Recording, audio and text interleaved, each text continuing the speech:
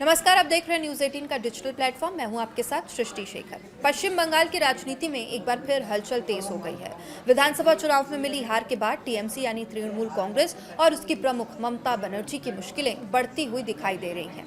एक और पार्टी के भीतर असंतोष का दौर जारी है। बगावत की खबरें सामने आ रही है। कई नेता बागी हो चुके हैं, कई विधायक और सांसद बागी हो चुके हैं। तो दूसरी ओर ममता बनर्जी के खिलाफ दर्ज हुई शिकायतों और एफआईआर को लेकर राजनीतिक माहौल भी गर्मा गया है।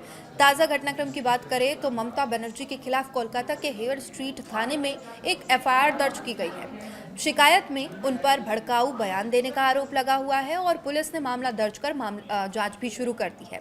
ये मामला ऐसे समय में सामने आया है जब राज्य की राजनीति पहले से ही कई विवादों और आंतरिक चुनौतियों से गुजर रही है।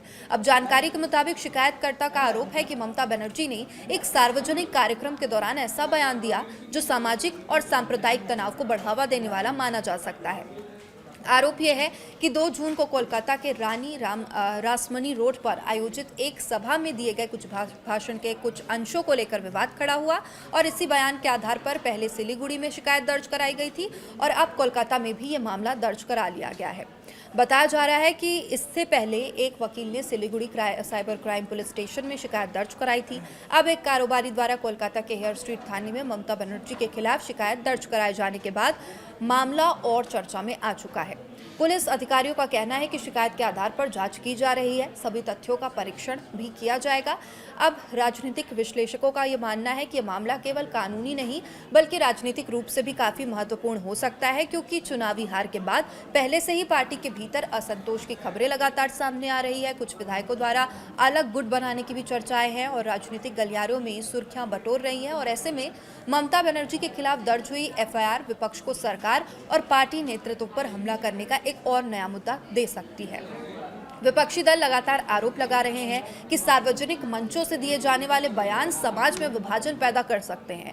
वहीं टीएमसी तृणमूल कांग्रेस के समर्थकों का यह कहना है कि विपक्ष राजनीतिक लाभ के लिए इन बयानों को तोड़ मरोड़ कर पेश कर रहा है। पार्टी नेता का दावा है कि ममता बनर्जी हमेशा सामाजिक सद्भाव और एकता की बात करती रही है और उनके बयानों को गलत संदर्भ में देखा जा रहा है। और इस बीच बड़ा सवाल यह भी है कि पुलिस जांच किस दिशा में आगे बढ़ सकती है। क्या जांच एजेंसियां ममता बनर्जी से पूछताछ करेंगी? क्या उन्हें नोटिस या समन जारी किया जाएगा? अब इन सवालों के जवाब आने वाले दिनों में सामने आ सकते हैं, लेकिन मामले में जिन कानूनी धाराओं का उल्लेख किया गया है वो भी चर्चा का विषय बनी हुई है। एफआईआर में भारतीय न्याय संहिता यानी बीएनएस की 3 धाराएं लगाए जाने की बात कही जा रही है।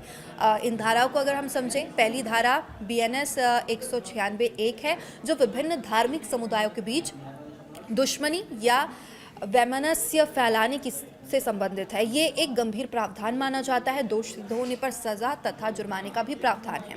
वही दूसरी धारा लगी है बीएनएस 351(2). कथित तौर पर धमकी देने या भड़काने से संबंधित मामलों में ये धारा लागू की जाती है। इसके तहत भी कानूनी कार्रवाई का प्रावधान है। तीसरी धारा है बीएनएस 352 जो शांति भंग करने या अशांति फैलाने के लिए उकसाने से जुड़े मामलों में लागू की जाती है। हालांकि ये ध्यान रखना जरूरी है कि एफआईआर दर्ज होना और किसी व्यक्ति का दोषी साबित होना 2 अलग-अलग बातें होती है। किसी भी मामले में अंतिम निष्कर्ष अदालत और जांच प्रक्रिया के बाद ही सामने आता है। इसलिए फिलहाल ये मामला जांच के दायरे में है और कानूनी प्रक्रिया इसमें जारी है।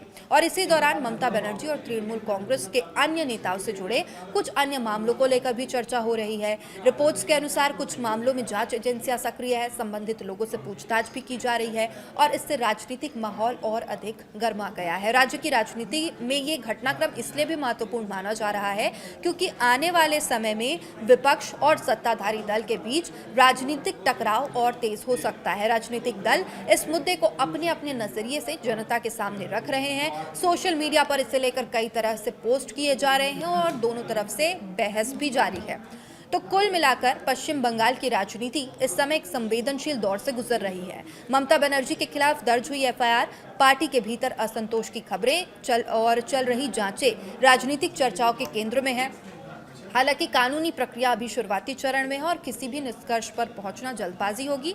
आने वाले दिनों में पुलिस जांच, अदालत की कार्यवाही और राजनीतिक प्रक्रियाएं ये तय करेंगी कि ये मामला किस दिशा में आगे बढ़ता है। फिलहाल पूरे घटनाक्रम पर राजनीतिक दलों, मीडिया और आम जनता की नज़र लगातार बनी हुई है। अपडेट्स के लिए जुड़े रहिए न्यूज़ 18 के साथ। नमस्कार।